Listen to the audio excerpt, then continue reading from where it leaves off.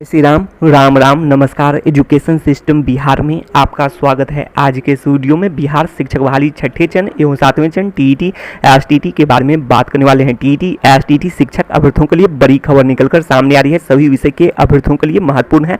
सातवें चरण के सभी टीईटी एसटीटी क्वालिफाइड होती ध्यान दें। जैसा कि आप लोग हेडलाइन देख रहे होंगे, जाने कब शुरू होगा 7th फेज, सॉफ्टवेयर तैयार हो रहा है, शिक्षा मंत्री जी कब तक पूरी होगी सातवें चरण, इन सभी महत्वपूर्ण बिंदुओं पर बात करने वाले हैं। इससे पहले आप लोग ये देख सकते हैं शिक्षा मंत्री जी के नए बयान को।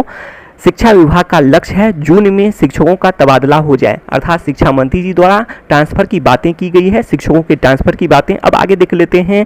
प्राथमिक विद्यालय में नियुक्ति प्रक्रियाएं पूरी हो चुकी हैं, जिसके बारे में आप लोग को भी पता है। तबादले के लिए सॉफ्टवेयर तैयार हो रहा है, ये कहना है शिक्षा मंत्री जी का।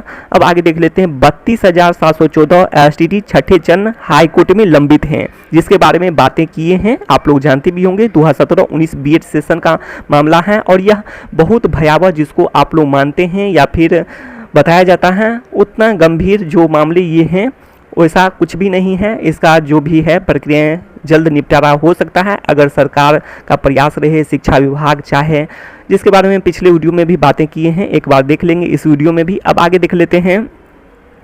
आप लोग ये भी देख सकते हैं, छठे चरण बहाली के बाद ही हाई स्कूल में तबादला होगा। तो ये बातें हैं।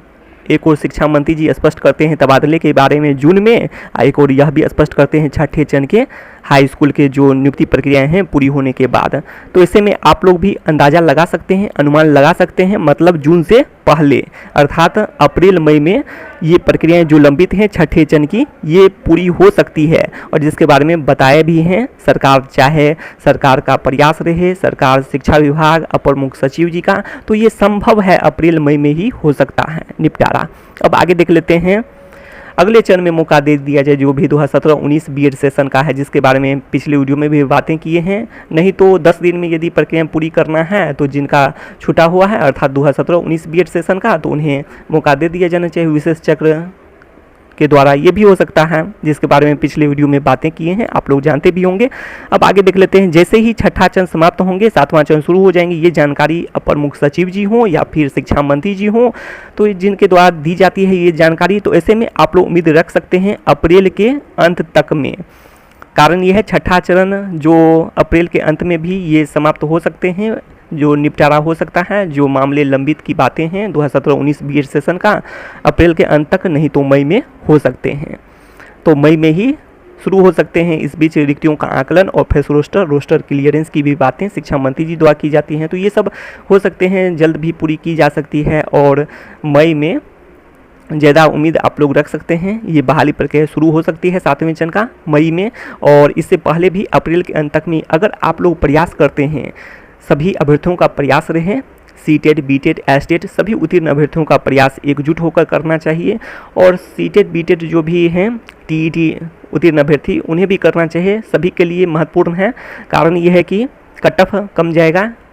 कारण आप लोग जानते भी हैं, अगर साथ साथ होता है सातवें चरण में माध्यमिक एवं उच्च माध्यमिक शिक्षकों का भी और सीटेट बीटेट जो भी प्राथमिक शिक्षकों का भी, क्लास 1 से 8 के शिक्षकों का भी साथ साथ विज्ञापन जारी होता है, तो सभी के लिए फ़ायदे हैं।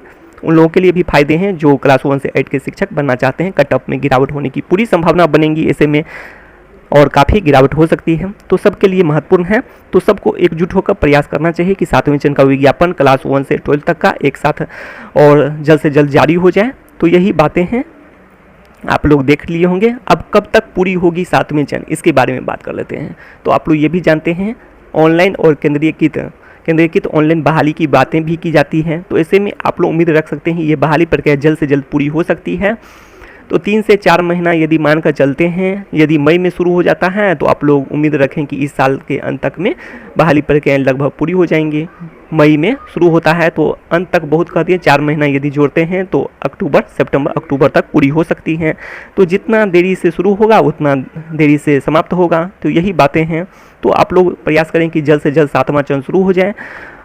अब आगे बात कर लेते हैं, सबकी बहाली संभव है सातवें चरण में। तो सीटेट बीटेट उत्तीर्ण जो भी अभ्यर्थी हैं सबका बहाली संभव दिखाई दे रहा है। जो डोमिसाइल नीति की बातें हैं, जैसे बिहार राज्य का निवासी होना चाहिए, ऐसे में आवेदन कम होंगे, आवेदकों की संख्या कम होंगे, जिससे भीड़ कम होंगे और आसानी से नियुक्ति संभव है 7वें चरण में ही। अब आगे देख लेते हैं, इधर बिहार एसटीटी की बात करें तो सभी विषय, अन्य सभी विषय में कंप्यूटर साइंस, सोशल साइंस विषय को छोड़कर अन्य सभी विषयों में पूरी तरह से नौकरी पक्की ही हो जाएगी और ज़्यादा को नौकरी भी देना नहीं है। 30,000 के अंदर में ही 28 से 30,000, जिसके बारे में बहुत बार बातें किए हैं, बहुत सारे डॉक्यूमेंट वेरिफिकेशन में और कॉमन पेपर वाले भी हैं। इसके अलावा जो कंप्यूटर साइंस और सोशल साइंस विषय में बात करें तो इसमें भी संभव है 20,000 इधर बहाली हो 20,000 पदों पर, तो इसी में सबकी बहाली संभव है। बहुत सारे भर्ती, subject combination, document verification, qualification, ये सब में बाहर भी होंगे। तो यही मामला है, जैसे कि 12,000 से अधिक रिक्तियों की संख्या सोशल साइंस विषय के लिए, 8,000 से अधिक रिक्तियों की संख्या कंप्यूटर साइंस विषय के लिए, और ये विद्यालयों की संख्या को देखते हुए संभव है। तो इस वीडियो में इतना ही। शिक्षा से संबंधित तमाम जानकारी के लिए सब्सक्राइब करें एजुकेशन सिस्टम बिहार को।